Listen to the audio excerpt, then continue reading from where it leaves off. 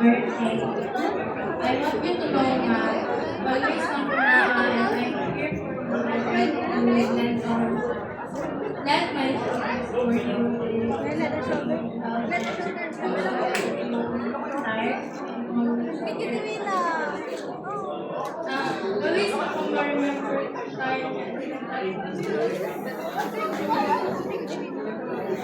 I hope this year's bring you growth, genuine happiness, and the chase your dreams and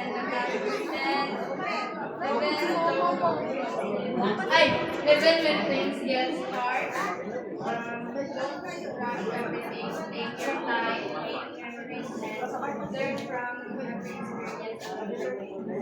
So always remember that you are capable of more than you think. Ayaw na pala kung hindi ka nila disqualify. Dagang tao na nagmahal sa iyo. Sila pa din. I love you, Nate, and happy birthday.